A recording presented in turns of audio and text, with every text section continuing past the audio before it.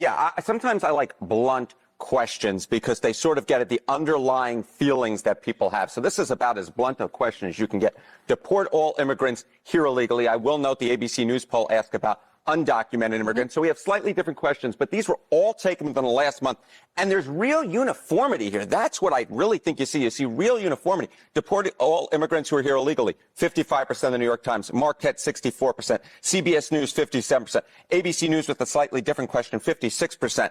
So what you're seeing essentially here is a very clear indication that a majority of Americans, in fact, when they're asked this blunt question, which I believe gets at the underlying feelings, do in fact want to deport all immigrants who are here illegally. There's no arguing with these different numbers because they're all essentially the same across 4 different pollsters. Feelings towards immigration in this country, feelings towards undocumented immigrants and deporting all of them have become considerably more hawkish, and I think that gives Donald Trump much more leverage to go with the American people and sort of have these hawkish, some might say harsh, different rhetoric and also issue-based sort of going after immigrants who are here illegally, want immigration levels decreased. This includes legal and illegal immigration. Look at this.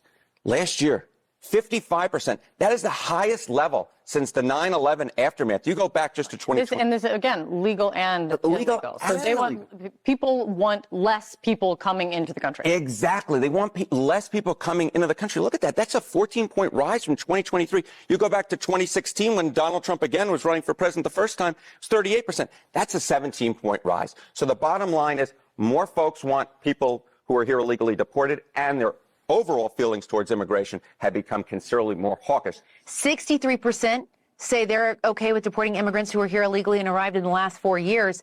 87% are good with deporting immigrants who are here illegally and have criminal records.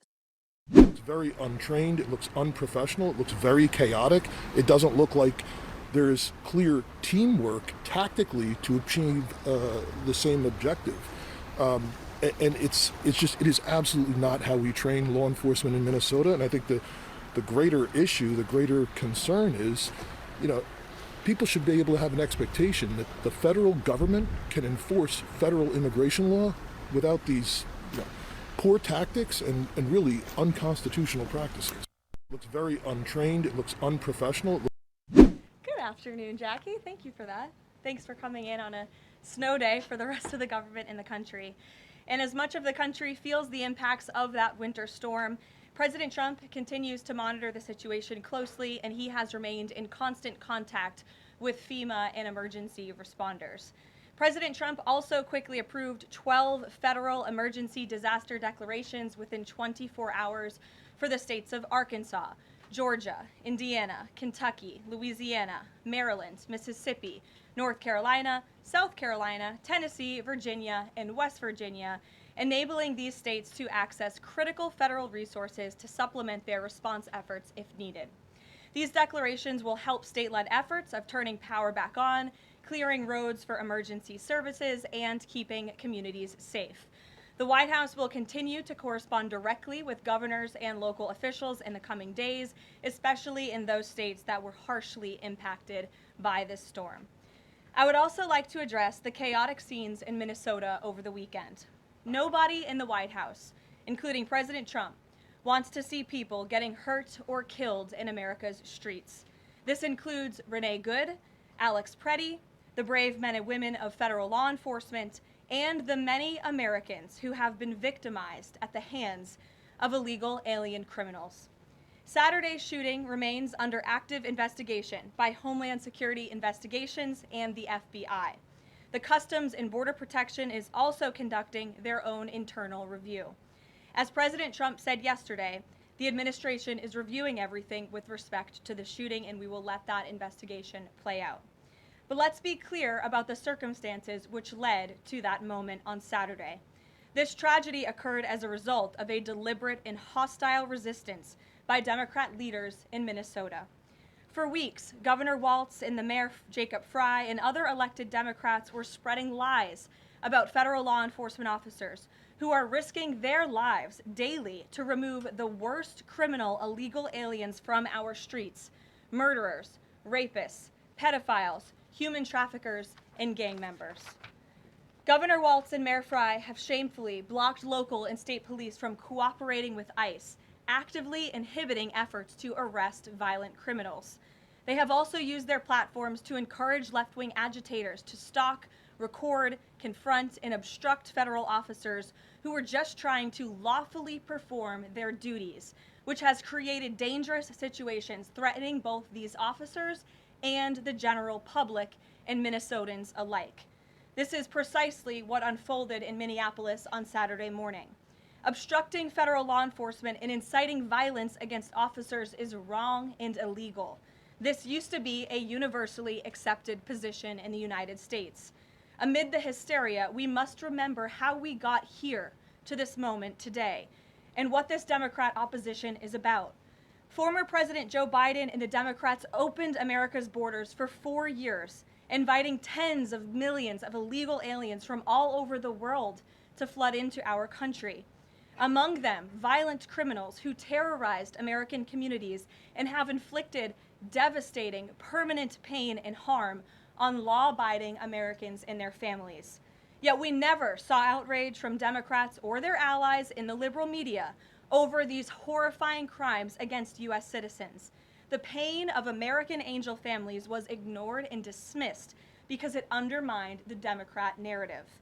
Innocent Americans like Jocelyn Nungray, Laken Riley, and Rachel Morin are just a few of the many victims savagely murdered by illegal alien criminals. Earlier this month, an illegal alien from Mexico with a long criminal history who came into our country under Joe Biden's administration threw a baseball-sized stone at a school bus carrying children in New Jersey and fractured the skull of an 8-year-old innocent child. President Trump promised accountability to these American families by securing the border, deporting every illegal alien who has committed crimes, especially and most importantly, violent crimes. Nearly 80 million Americans voted for him to deliver on that very promise, and he is. As the duly elected president, the president is fulfilling the will of the people by arresting and removing these threats from our country in cities from Los Angeles to New York and, yes, Minneapolis. Yet Democrat leaders in Minnesota with sanctuary city policies have actively defied federal immigration law and the will of the people. And as a result of that defiance, 2 Minnesotans have now tragically lost their lives on the streets of Tim Walz's state. It is President Trump's hope and wish and demand for the resistance and chaos to end today. That's why President Trump spoke with Governor Walz directly this morning, and he has outlined a clear and simple path to restoring law and order in Minnesota. Number 1, Governor Walz, Mayor Frey, and all Democrat leaders should turn over all criminal illegal aliens currently incarcerated in their prisons and jails to federal authorities, along with any illegal aliens with active warrants or known criminal histories for immediate deportation. Number 2, state and local law enforcement must agree to turn over all illegal aliens who are arrested by local police. And then thirdly, local police must assist federal law enforcement in apprehending and detaining illegal aliens who are wanted for crimes, especially violent crimes. If Governor Walz and Mayor Frey implement these common sense cooperative measures that I will add have already been implemented in nearly every single other state across the country, Customs and Border Patrol will not be needed to support ICE on the ground in Minnesota. ICE and local law enforcement can peacefully work together, as they are effectively doing in so many other states and jurisdictions. Additionally, President Trump is calling on the United States Congress to immediately pass legislation ending sanctuary cities once and for all. American cities should be safe sanctuaries for law-abiding citizens only, not for dangerous illegal alien criminals who broke our nation's laws and do not belong here. We hope Governor Walz will do the right thing and continue to work with President Trump to keep the American people safe following their call this morning. Americans overwhelmingly want exactly what President Trump is delivering: strong borders and strict immigration enforcement against the worst illegal aliens, of which there are still hundreds of thousands to deport from the interior of our country. The most peaceful way to carry out this vital public safety mission is for Republicans and Democrats to do it together, and for state and local law enforcement to work together with federal law enforcement, We want to let cops be cops. You wouldn't know this continues to be a very popular policy position from the biased media coverage over the course of the last few days. But polling shows huge support for this exact thing President Trump is calling for. More than 80% of Americans favor deporting illegal aliens convicted of violent crimes. A country unable to deport criminals who enter it illegally is no country at all. The open borders agenda of Kamala Harris, Tim Walz, and the Democrats was already on the ballot on November 5th, 2024, and it was resoundingly rejected. President Trump will never back down from his promise to deport violent criminal illegal aliens and make America safe again, and he welcomes all cooperation in that effort.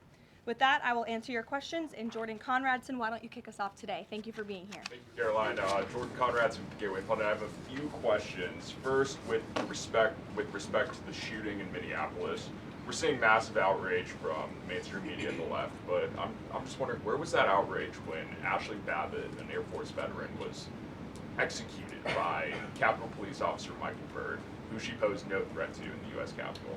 Well, you raised a very important point, which I also believed I just raised as well in those opening remarks, in that there has no doubt been selective outrage by the liberal biased media in picking and choosing victims and highlighting their stories. And as I've said, President Trump does not want any Americans to lose their lives in the streets of America and in American communities across the country. He believes what happened on Saturday is a tragedy, but every life is equal to President Trump, and that's why the lives of Laken Riley and Jocelyn Nungray continue to matter to him and be an utmost priority to him to this very day. And it's unfortunate that we did not see the same type of sensationalist media coverage over the tragic deaths of those innocent American women and girls across the country as we are in the wake of this tragedy that took place on Saturday. Gabe. Sure, go ahead, Jordan. I want to get your response to this. The Arizona Attorney General, just days before this shooting in Minneapolis, she seemingly encouraged rioters to go out, shoot, and kill ICE agents. And I'll quote her here. She said, "If you reasonably believe your life's in danger and you're in the house or in your car or on your property, you can defend yourself with lethal force." And she said that you can't tell if ICE agents are law enforcement or imposters, and it becomes an issue of whether you reasonably believe they were law enforcement. Do you have a response to that, and does the White House believe that she should be held accountable for these remarks? Such dangerous rhetoric, as I pointed out, is exactly what has brought us to this position today, where you have elected Democrat officials across the country who are encouraging left-wing agitators and crazy people to go out and unlawfully obstruct lawful immigration enforcement. Again, these brave men and women of ICE and Border Patrol and the federal enforcement are just trying to do their jobs to enforce our nation's immigration laws and to go after the worst of the worst in this country. I would encourage everyone in this room, and I would encourage the Arizona Attorney General to look at the video of an ICE agent in Minneapolis. He was approached by left-wing agitators who were honking their horns and were screaming slurs at him, and he rolled down his window and he said, "What are you doing? I am out here trying to catch a child predator, somebody who has convicted crimes against an innocent child, and you are trying to obstruct me from doing my job." This rhetoric against ICE, comparing them to Nazi Gestapo, Donald Trump's police force, is despicable, it is shameful, and it is precisely what has led to the escalation of tensions in Minneapolis and in other places across the country. Gabe, go ahead. Be looking into her for justifying violence? I would defer you to the Department of Justice on that. Thank you, Caroline. Regarding Minnesota, on Saturday, the Department of Homeland Security posted that Preddy looks like he wanted to do maximum damage and massacre law enforcement. Stephen Miller on Saturday posted that, or called Preddy a would-be assassin. Why did administration officials jump to conclusions before an investigation had even been conducted? Well, look, this has obviously been a very fluid and fast-moving situation throughout the weekend. As for President Trump, whom I speak for, he has said that he wants to let the investigation continue and let the facts lead in this case. With regards to the deployment of Tom Homan to Minneapolis, should the deployment of Mr. Homan to Minneapolis be seen as a sign that the president is dissatisfied with how the officials on the ground had handled the incident? No, Mr. Homan is doing an exceptional job, and he has been working with Secretary Noem and President Trump over the course of the last year. Secretary Noem still has the utmost confidence and trust of the President of the United States, and she's continuing to oversee the entire Department of Homeland Security and all of the immigration enforcement that's taking place across the whole entire country. Of course, Secretary Noem is also in charge of FEMA, and we are in the wake of a brutal winter storm where hundreds of thousands of Americans have been impacted by that. So Borders Czar Homan is in a unique position to drop everything and go to Minnesota to continue having these productive conversations with state and local officials. And I know that he's catching a plane in just a few hours to do just that at the request of the president. Jennifer. On Saturday's shooting, has the president been briefed, and have you been briefed on specific details of the shooting? How many shots were fired? How many guns discharged? And I mean, did the protesters' gun go off, or only the officers' guns? Do you have any of those details? Again, the investigation is continuing, Jennifer, and we will let the facts lead, and we will let the facts play out. In this investigation, I do know that HSI and FBI are conducting interviews with those that were involved and the agents who were involved in this unfortunate tragedy on Saturday. Are they keeping the president up to date on all those details? The president is obviously very much on the ball with respect to this investigation. I think he's made that quite clear with the various statements that you've seen him put out, and also the 4 points that the president has outlined as well to Governor Walz, and to encourage him to cooperate with ICE and with the administration. Mary. Thanks, Karoline. To follow on Gabe's question, Secretary Noem said Alex Preddy committed an act of domestic terrorism. Stephen Miller labeled Preddy a domestic terrorist. Does the president agree with them? Look, as I've said, I have not heard the president characterize Mr. Preddy in that way. However, I have heard the president say he wants to let the facts and the investigation lead itself. Was he alarmed to hear his top officials referring to him in that way, rushing to that judgment? Danny, go ahead. Thanks, Caroline. On Stephen Miller's comments, will Stephen Miller be apologising to the family of Alex Preddy for calling him, quotes, an assassin who tried to murder federal agents, despite the fact that, as you say, this is still under investigation? Look, again, this incident remains under investigation, and nobody here at the White House, including the President of the United States, wants to see Americans hurt or killed and losing their lives in American streets. And we mourn for the parents. As a mother myself, of course, I cannot imagine the loss of life, especially losing one's child. And that same empathy from the President goes for the parents of angel families, parents of victims of illegal alien crime across our country as well. And that's exactly why the President continues to be wholeheartedly committed to deporting the worst of the worst criminals from our country. Why don't we go to the back? Kelly.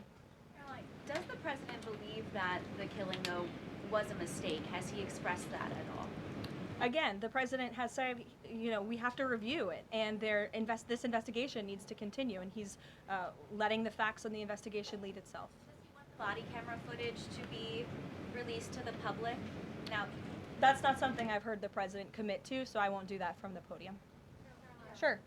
Caroline, how serious is the administration taking allegations that local and state officials in Minnesota are actively coordinating with demonstrators through encrypted or non-encrypted communications, as well as providing government resources to impede immigration enforcement operations? I'm sorry, Carrie, could you repeat your question? How serious is the administration taking allegations that local and state Minnesota officials are communicating with demonstrators to basically impede immigration officials? Well, we've definitely seen active organization amongst these left-wing groups, Carrie, and it is something that I know the FBI and the Department of Justice are looking into. Again, it is illegal to unlawfully obstruct lawful immigration enforcement in this country, and these agitators are making it nearly impossible for ICE to do their jobs and for federal law enforcement to carry out the will of the American people to deport the worst of the worst. I would just encourage everyone to please imagine in this room, all of you come to the White House every day to report on the President of the United States and the administration. You come into this briefing room, you walk through the gates of the White House. Just imagine if there were left-wing agitators or agitators of any kind who were in your face, who were doxing you, who were harassing you, who were physically threatening you, who were biting off your fingers in the case of two Border Patrol agents we saw this past weekend in Minneapolis, that would make it very difficult for you to show up and do your job here at the White House every single day. That's what these officers in Minneapolis are facing. That's why the president is calling on Governor Walz and Mayor Frey for these three very simple and common sense points of cooperation so that ICE and local law enforcement can work together. Again, we are just asking for police to be police. And if you ask any law enforcement agent or official, they want to be able to work with their federal counterparts at the state and local level and vice versa. Caroline. Thanks a lot, Caroline. Two questions. One is looking forward. The role of Mr. Homan, is he being sent by the president to diffuse the situation that exists right now on the ground? Is he the point person essentially for the White House in terms of trying to tamp down the tensions that exist right now in Minnesota? Well, Mr. Homan is the point person for cooperating with state and local authorities and corresponding with them, again, to achieve this level of cooperation to subdue the chaos on the streets of Minneapolis. And I would just point out that Mr. Homan is someone who has been lauded for many, many decades for his experience working in law enforcement. In fact, this is a Washington Post headline from 9 years ago, 2016. Meet the man the White House has honored for deporting illegal immigrants. And I would remind everyone in this room that it was former President Barack Hussein Obama who awarded a medal to Mr. Homan. So he's obviously very qualified. He has the full trust and faith of the president. He will continue to have these meetings in the hopes that ICE and local law enforcement can cooperate and work together to have successful immigration enforcement, as we've seen in almost every other state across the country. And secondly, Caroline, can you talk a little bit about tomorrow's trip by the president to Iowa, what the purpose of that trip is, and what the goals of that trip are? Sure, yes. Tomorrow, President Trump will be traveling to Des Moines, Iowa. He will be making a local visit at a local business, and then he will be giving a speech on affordability and on the economy. And I know he very much looks forward to being there, to meeting with the great people of Iowa, but also lawmakers as well. Jake.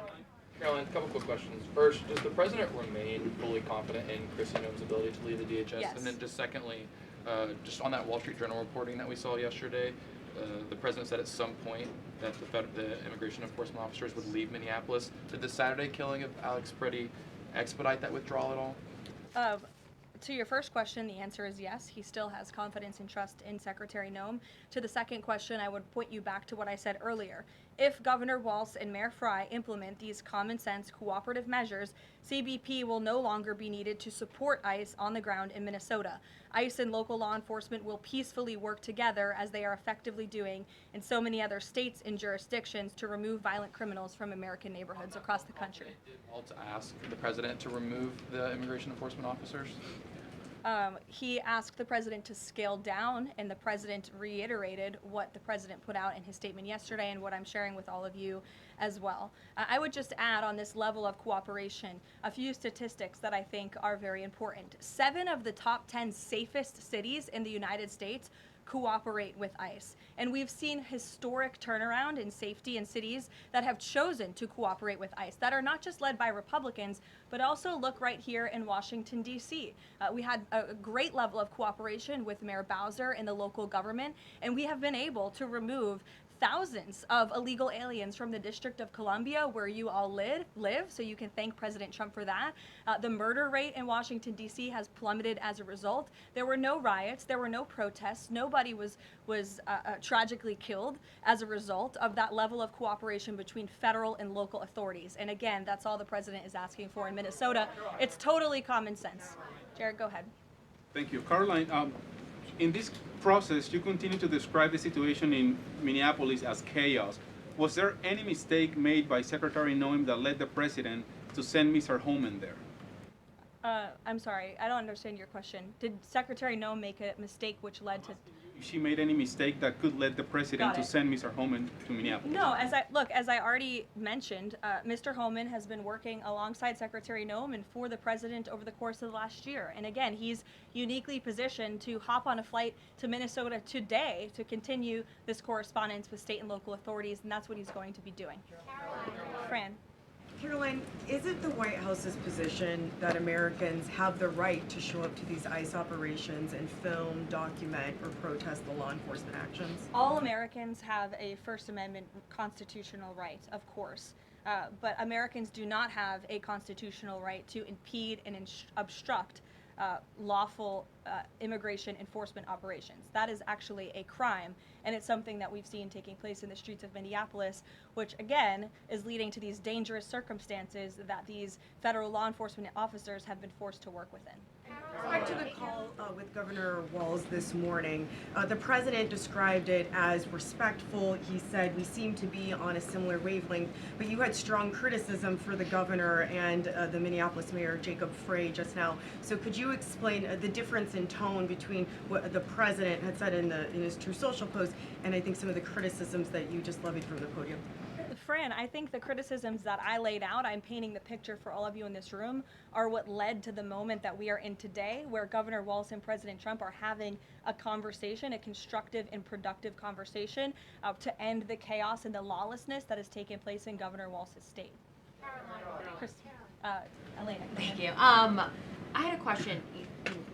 With Homan now going to Minnesota, is Gregory Bovino also going to remain in Minnesota overseeing these ICE operations? Mr. Bovino is a wonderful man, and he's a great professional. He is going to very much continue to lead Customs and Border Patrol throughout and across the country. Mr. Homan will be the main point of contact on the ground in Minneapolis. And to follow up, given what we've heard from several Trump administration officials, people like Stephen Miller, as people point out, calling him a domestic terrorist, Bovino saying that Preddy was out to massacre law enforcement, why not require ICE agents to wear body cameras to clear up some of the disputes that we are hearing from witnesses and video footage versus what the administration has been saying? Well, that's a policy question that I know the policy folks in the building are having with members on Capitol Hill, and I'll leave it to them and the president to make that decision. And I just have a final question is on, you were talking about the level of cooperation that the president talked about with Governor Walz. Will the administration commit to cooperating with local officials on this investigation into Alex Preddy? The president spoke about this with Governor Walz and said he would have a discussion about it. He did not make a commitment, and so therefore I won't make that commitment here. I would just remind all of you in the media, because I've seen a lack of reporting on this fact, there are investigations into what took place on Saturday. The Homeland Security investigations and the FBI have teamed up for an investigation, and there's also an internal CBP investigation, an internal review of what is happening on the ground in Minnesota. The president supports those investigations, and as I've said repeatedly, he wants to see them move forward. Phil. FBI Director Kash Patel said in a Sunday interview, quote, "You cannot bring a firearm loaded with multiple magazines to any sort of protest." Does the president believe the Second Amendment rights remain in effect even when protesting? The president supports the Second Amendment rights of law-abiding American citizens, absolutely. There has been no greater supporter or defender of the right to bear arms than President Donald J. Trump. So while Americans have a constitutional right to bear arms, Americans do not have a constitutional right to impede lawful immigration enforcement operations. And any gun owner knows that when you are carrying a weapon, when you are bearing arms, and you are confronted by law enforcement, you are raising the assumption of risk and the risk of force being used against you. And again, that's unfortunately what took place on Saturday. Will his mission continue to be focusing on illegal immigrants with a criminal history, or will it be on illegal immigration generally? Mr. Homan will continue to enforce our nation's immigration laws, especially deporting the worst of the worst criminals in Minnesota who have committed violent offenses. And I would just remind all of you that this important work is continuing to be carried out. In just the last few days, I'm happy to provide this packet to anyone in the room. ICE has arrested multiple violent criminals, illegal aliens within Minnesota. Many of them have convictions for assault, driving under the influence, fraud. This individual here I'm looking at was an aggravated felon with multiple convictions for larceny, fraud, and forgery of checks, vehicle theft, drug possession, domestic assault, inflicting bodily harm on another, criminal convictions of larceny, identity theft, again, charged with driving under the influence. These are extremely dangerous people who Governor Walz and Mayor Frey have allowed to roam on their streets, and all the president is asking for is cooperation to arrest individuals like this and deport them from the United States of America. I'll take a couple more. Go ahead. Okay. So this weekend, the president posted that this is a cover-up of the fraud in the state of Minnesota. He also posted Minnesota is a cover-up. These both happened after the shooting. So given that these came after the shooting, what is the this here? What is the cover-up he's alleging? Yes, it's a good question. I spoke with the president about this at length. What the president is referring to is the fact that you have Governor Walz and, again, the mayor, who have been encouraging these left-wing agitators to come out and to harass and to dox and to threaten ICE and to make this conversation about and smear lies about federal law enforcement who, again, are just trying to do their jobs in an attempt to distract from the widespread, massive fraud that has taken place in their state. Billions and billions of dollars has been stolen from law-abiding taxpayers in Minnesota, and the administration continues to be very focused on getting to the bottom of it, and especially, and the president raised a good question over the weekend, with respect to Congresswoman Ilhan Omar, who now has a net worth within the millions, and one must ask themselves, why and how is that possible? Is she connected to the fraud rings that we have seen taking place within her state and her own district? It's a question the American people are raising, and the president believes it's one worth answering. Haley. Thanks, Caroline. I want to go back to some of the comments from Stephen Miller and Secretary Noem. You've made clear the president wants to see the investigation play out when answering some of the questions on the specific details. Is he concerned that some of those definitive statements made by other officials risks public perception of the credibility of those investigations now playing out? Again, the president believes that these investigations are credible, they are continuing, they are active, and he wants to let them play out. Alex. Caroline, thank you. Is the administration willing to separate DHS funding from other funding bills in order to avoid a broader shutdown? Look, at this point, the White House supports the bipartisan work that was done to advance the bipartisan appropriations package, and we want to see that passed.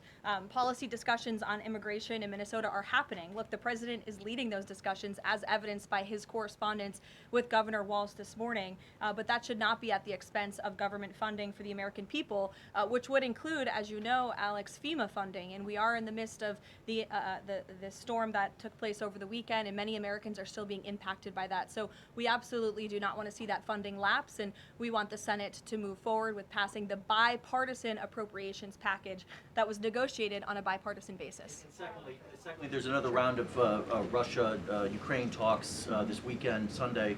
I wonder if you can walk us through with the president, how he'll be involved in that, if at all. We'll be talking to President Putin, President Zelensky ahead of those meetings. I'm not tracking any scheduled calls at this point in time. However, the president remains deeply involved, and of course he's being apprised by his advisors, namely Jared Kushner and Special Envoy Witkoff, on these talks. They had a multilateral meeting this past weekend, which didn't get a ton of coverage, but that was historic in nature, where the president's team has really brought two sides of this war to the table together to move the ball closer towards peace. So the president is not giving up on the peace process. He obviously just met with President Zelensky when we were in Davos, Switzerland, but I'm not tracking any calls scheduled for this week. On one more foreign policy point, I will point out, as you all saw, the last remaining body of the hostages, Israeli hostages in Gaza, has been returned. This is a huge foreign policy feat for the President of the United States, for the State of Israel, and frankly for the whole world.